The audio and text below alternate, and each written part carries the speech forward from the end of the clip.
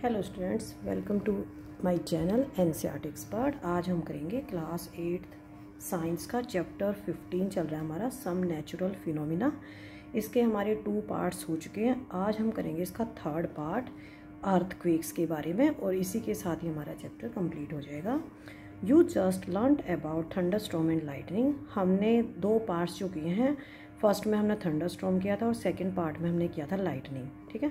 और अब हम 3rd पार्ट में करेंगे अर्थक्वेक्स के बारे में।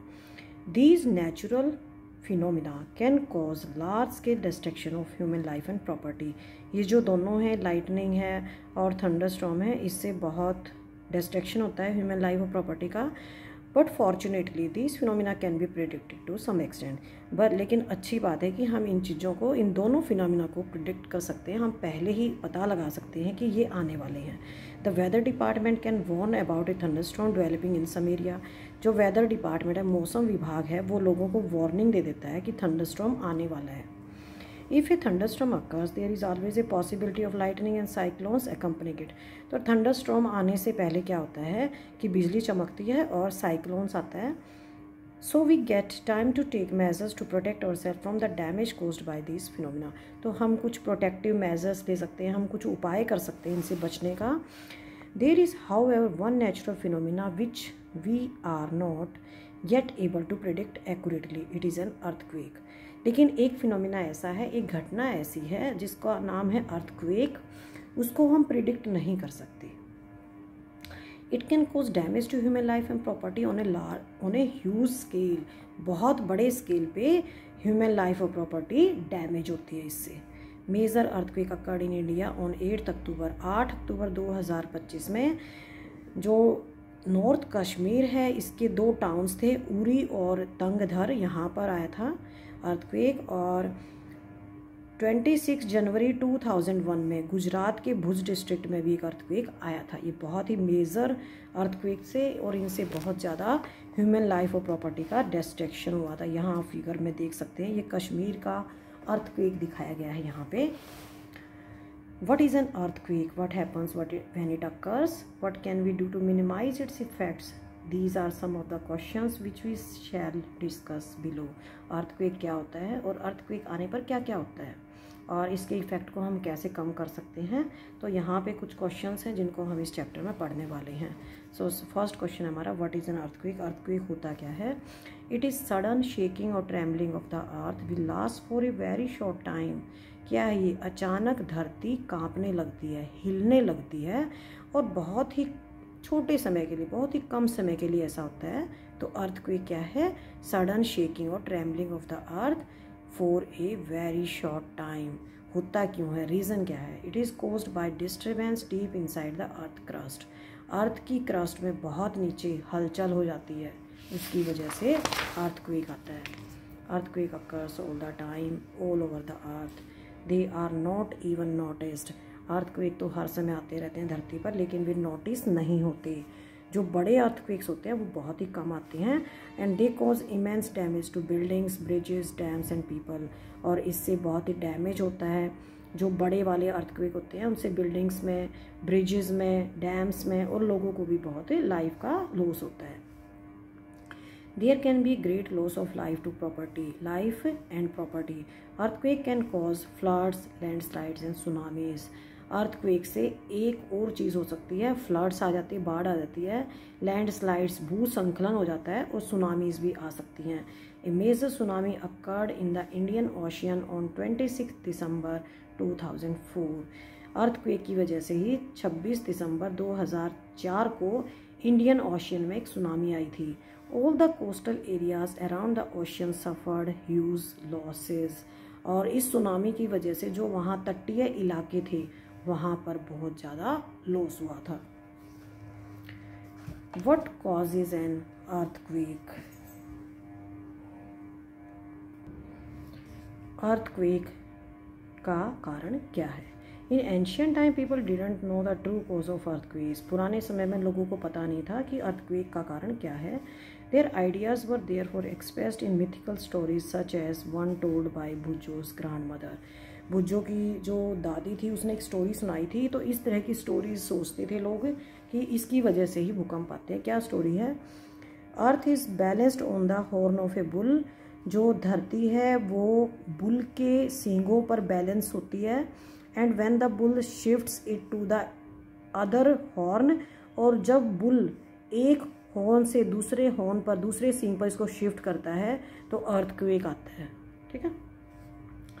Similar myths were prevalent in other parts of the world. और इसी तरह की कहानियाँ दूसरे देश के, दूसरे वर्ल्ड के दूसरे पार्ट्स में भी प्रचलित थी। Now we know that tremors are caused by disturbance deep down inside the upper most layer of the earth called the crust.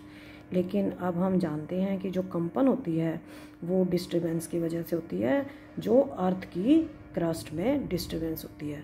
और जो क्रस्ट है वो क्या है, अपर मोस्ट लेयर होती है।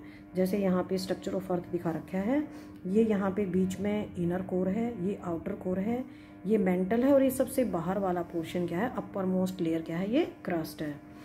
The outer most layer of the earth is not in one piece. जो crust है, अर्थ की क्रस्ट है, जो अपर मोस्ट लेयर है, वो एक पीस में नहीं है। इट इज़ फ्रेगमेंटेड, ये टुकड़ों में है। और each fragment is called a plate. और हर एक फ्रेगमेंट को क्या कहते हैं, प्लेट कहते हैं। These plates are in continual motion. ये प्लेट्स लगातार मोशन होती रहती है इन प्लेट्स में। When they brush past one another or a plate goes under another due to collision, they cause disturbance in the earth crust.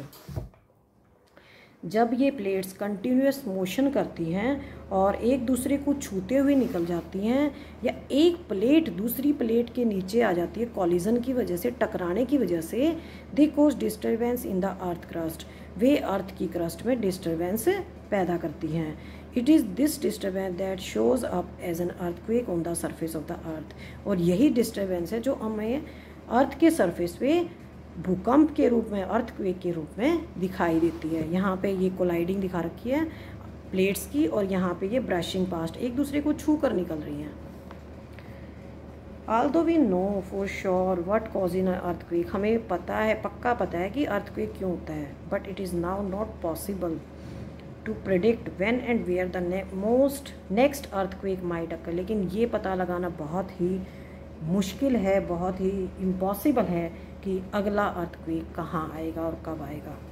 Tremors on the earth can be caused when a volcano erupts. Tremors, जो earth के ऊपर जो tremors आते हैं, कंपन होती है earth की, इसके दूसरे कारण भी हैं। जब एक वोल्केनो इरप्ट करता है, जब एक ज्वालामुखी फटता है, या मिटियोर हिट्स द अर्थ, कोई उल्का धरती से टकराती है, और underground nuclear explosion is carried out, धरती के नीचे कोई न्यूक्लियर एक्सप्लोजन किया जाता है, तो ये भी दूसरे कारण हैं। लेकिन जो ज़्यादातर अर्थक्वेक्स होते हैं वे अर्थ की प्लेट्स की मूवमेंट की वजह से ही होते हैं। Since earthquakes are caused by the movement of the plates, the boundaries of the plates are the weak zones where earthquakes are more likely to occur. Earthquakes किसकी वजह से होते हैं, प्लेट्स की मूवमेंट की वजह से होते हैं। और इन प्लेट्स की जो बाउंड्रीज होती हैं वो बहुत ही वीक होती हैं, जहाँ पर अर्थक्वेक बहुत ज़्यादा होते हैं। और इन वीक जोन्स को हम क्या कहते हैं, सिस्मिक और फॉल्ट जोन्स। इन इंडिया के अंदर जहाँ पर भूकंप ज़्यादा आते हैं वो है कश्मीर में, वेस्टर्न और सेंट्रल हिमालयाज़ में, नॉर्थ ईस्ट में, रन ऑफ कच्छ में, राजस्थान में, और इंडो गैंगेटिक प्लेन्स में। Some areas of south India also fall in the danger zone. South India के कुछ पार्ट्स में भी भूकंप आती है। The power of an earthquake is expressed in terms of a magnitude on a scale called the Richter scale. Earthquake की power कितनी है, इसको हम रिक्टर स्केल पे शो कर सकते हैं, एक्सप्रेस कर सकते हैं। Destructive earthquakes have magnitude higher than 7 on the Richter scale. जो विनाशकारी भूकंप होते हैं उनका रिक्टर स्केल पे मैग्नीट्यूड 7 होता है। और भुज में और जो कश्मीर में जो अर्थक्वेक्स आए थे उनका मैग्नीट्यूड कितना था, 7.5 से भी ज़्यादा था। The tremors produce waves on the surface of the earth. Tremors से क्या होता है, अर्थ के सरफेस पे वेव्स प्रोड्यूस होती हैं। These are known as seismic waves. इन वेव्स का नाम होता है seismic waves. The waves are recorded by an instrument called seismograph. और इन वेव्स को रिकॉर्ड करने वाले इंस्ट्रूमेंट का नाम है सिस्मोग्राफ। सिस्मोग्राफ में क्या होता है, the instrument is simply A vibrating rod और ए पेंडुलम। इसमें क्या होता है, कि ये एक स्टैंड है और यहाँ से एक स्ट्रिंग के सहारे एक पेंडुलम लटकाया जाता है, ठीक है, which starts vibrating when the tremors occur. जो जब ट्रिमर्स शुरू होते हैं तो ये क्या करता है, वाइब्रेट होना शुरू हो जाता है। और इसके नीचे एक पैन को अटैच कर देते हैं। नीचे क्या है, यहाँ पे अर्थ के ऊपर हमने एक वाइब्रेटिंग ड्रम को लिया है, ये वाइब्रेट कर रहा है, इसके ऊपर हमने एक कागज़ को चिपका दिया है, ठीक है। जब ट्रिमर्स स्टार्ट होंगे तो क्या होगा, जो पेन है इससे इस पेपर के ऊपर लाइंस बन जाती हैं, ये होती हैं seismic waves. Seismic waves on the paper which move under. By studying these waves, scientists can construct a complete map of the earthquake. इन सिस्मिक वेव्स को स्टडी करके साइंटिस्ट एक कंप्लीट मैप बना सकते हैं अर्थक्वेक का। And they can estimate the power to cause destruction. और वो अंदाज़ा लगा लेते हैं, वो पता लगा लेते हैं कि इस भूकंप की क्या पावर है और ये कितना डिस्ट्रक्शन कर सकती है। Like many other scales in science, decibel is another example. Richter scale is not linear. Richter scale linear नहीं होता. This means that linear का मतलब होता है कि एक चीज़ बढ़ती है तो दूसरी चीज़ बढ़ती है। This means that an earthquake of magnitude 6 doesn't have 1.5 times the destructive energy of an earthquake of magnitude 4. एक साइड हमारे पास earthquake है 4 का और एक साइड है 6 का, ठीक है। तो 4 और 6, 4 का अगर हम 1.5 टाइम करें तो 6 होगा, ठीक है। लेकिन इसका मतलब ये नहीं है, अगर रिक्टर स्केल पे कोई भूकंप 4 शो कर रहा है और वहाँ पर 6 शो कर रहा है दूसरी साइड, तो इसका मतलब ये नहीं है कि 6 वाला इससे 1.5 टाइम्स स्ट्रॉन्ग है, ठीक है। यहाँ पर 2 का डिफरेंस आ रहा है, यहाँ पे 4 है, यहाँ पे 6 है। तो यहाँ पे जो 6 वाला अर्थक्वेक है वो 4 वाले अर्थक्वेक से 1000 टाइम्स स्ट्रॉन्ग होता है। Earthquake of magnitude 6 has 1000 times more destructive energy than an earthquake of magnitude 4। ऐसा अर्थक्वेक जिसका मैग्नीट्यूड 6 है उसकी एनर्जी ऐसा अर्थक्वेक जिसका मैग्नीट्यूड 4 है उससे 1000 गुना अधिक होती है। Protection against earthquake. अर्थक्वेक से हम कैसे अपने आप को प्रोटेक्ट कर सकते हैं। अर्थक्वेक को हम प्रेडिक्ट नहीं कर सकते, ठीक है, इसका हम पूर्वानुमान नहीं लगा सकते कि कहाँ पर अर्थक्वेक आएगा।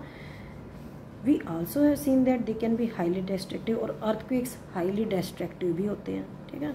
तो ये बहुत ही इंपॉर्टेंट है कि हम कुछ प्रिकॉशंस लें ताकि हम अपने आप को बचा सकें। People living in seismic zones where the earthquakes are more likely to occur have to be specially prepared. ऐसे लोग जो सिस्मिक जोन्स में रहते हैं जहाँ पर भूकंप बार बार आते रहते हैं, ज़्यादा आते हैं, तो उन्हें स्पेशली प्रिपेयर करना चाहिए।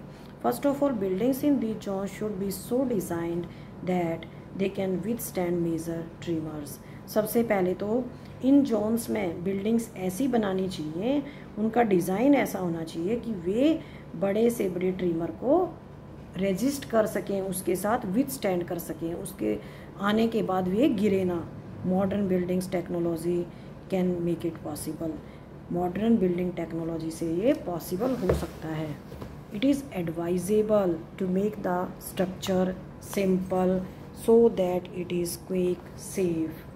तो हमें ऐसा स्ट्रक्चर बनाना चाहिए जो भूकंप से सुरक्षित हो।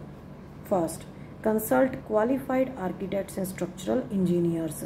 उनसे कांटेक्ट करना चाहिए जो क्वालिफाइड हैं, आर्किटेक्ट्स हैं और इंजीनियर्स हैं। In highly seismic areas use of mud or timber is better than using heavy construction material. जहाँ पर ज़्यादा भूकंप आते रहते हैं वहाँ पर मड, कीचड़ या लकड़ी का इस्तेमाल करना चाहिए, वहाँ पर ईंट, सीमेंट, गारा का इस्तेमाल नहीं करना चाहिए। Keep roof as light as possible. छतों को जितना लाइट रख सकते हैं, जितना लाइट वेट कर सकते हैं उतना लाइट वेट करना चाहिए, क्योंकि अगर स्ट्रक्चर गिर जाता है तो डैमेज ज़्यादा नहीं होगा। It is better if cupboards and shelves are fix to the walls.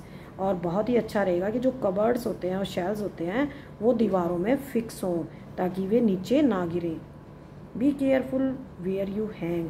आपको ध्यान रखना है कि आप wall clocks, photo frames, water heaters आप कहाँ पे इनको टांग रहे हो, क्योंकि अगर अर्थक्वेक आता है तो वे लोगों के ऊपर ना गिरे। तो हमें बेड के ऊपर नहीं लगाएंगे हम, जैसे वॉल क्लॉक लगा लेते हैं, फ़ोटो फ्रेम्स लगा देते हैं, तो अगर हम बेड के ऊपर लगाते हैं तो हमारे ऊपर गिरने के चांसेस ज़्यादा होते हैं। तो ठीक है, तो उनको हमें ऐसी जगह लगाना है जहाँ पर हमारा बैठने का काम ना हो। Since some buildings may catch fire due to earthquake, कुछ बिल्डिंग्स में अर्थक्वेक की वजह से आग लग जाती है, तो ये बहुत ही ज़रूरी है जो लंबी लंबी बिल्डिंग्स हैं उनके अंदर फायर फाइटिंग इक्विपमेंट्स होने चाहिए और चलती हालत में होने चाहिए, न कि बंद हालत में। Central building research institute Roorkee, जो सेंट्रल बिल्डिंग रिसर्च इंस्टीट्यूट है रुड़की के अंदर, उसने डेवलप किया है कि क्वेक रेजिस्टेंट हाउसेस कैसे बना सकते हैं, भूकंप से सुरक्षित घरों को कैसे बनाया जा सकता है। In the event that an earthquake does strike take the following steps to protect yourself, अपने आप को प्रोटेक्ट करने के लिए हम क्या क्या कर सकते हैं। If you are at home, अगर घर के अंदर हैं, take shelter under table, table के नीचे बैठ जाएं और जब तक शेकिंग स्टॉप ना हो, जब तक धरती हिलनी बंद ना हो, उसके नीचे बैठे रहें। Stay away from tall and heavy objects, जो बड़े बड़े भारी ऑब्जेक्ट्स हैं दीवार पर टंगे हुए हैं उनसे दूर बैठें क्योंकि वे आपके ऊपर गिर सकते हैं। If you are in bed do not get up, अगर बेड के अंदर हैं तो लेटे रहें और अपने हेड को अपने पिल्लो से, तकिए से प्रोटेक्ट करें। इफ़ यू आर आउटडोर, अगर बाहर गए हुए हैं तो find a clear spot away from buildings, trees and overhead power lines drop to the ground, अगर आप बाहर गए हुए हैं घर से बाहर तो एक साफ़ जगह देख लें और जो साफ़ जगह होगी वहाँ पर उसके आसपास बिल्डिंग्स नहीं होनी चाहिए, ट्रीज़ नहीं होनी चाहिए और बिजली के तार नहीं होने चाहिए क्योंकि ये गिर जाते हैं। Drop to the ground, ground पर गिर जाए। If you are in a car or a bus don't come out, अगर कार या बस के अंदर है तो बाहर ना आए और ड्राइवर से कहें कि वो धीरे धीरे चलाए और ask the driver to drive slowly to a clear spot, जब तक कोई आपको क्लियर प्लेस नहीं मिल जाता तब तक ड्राइवर को स्लोली चलाने के लिए बोलें। Don't come out till the trim stop, और गाड़ी से तब तक बाहर ना आए जब तक धरती का कंपना बंद नहीं होता। इसी के साथ ही आपका ये chapter number 15 some natural phenomena complete होता है और नेक्स्ट वीडियो में मैं आपको इसके क्वेश्चंस कराऊंगी और साथ में कीवर्ड्स भी कराऊंगी। अगर आपको कोई डाउट है तो कमेंट सेक्शन में पूछ सकते हैं। अगर वीडियो अच्छी लगे तो लाइक करें, मेरे चैनल को ज़्यादा से ज़्यादा शेयर और सब्सक्राइब करें। Thank you.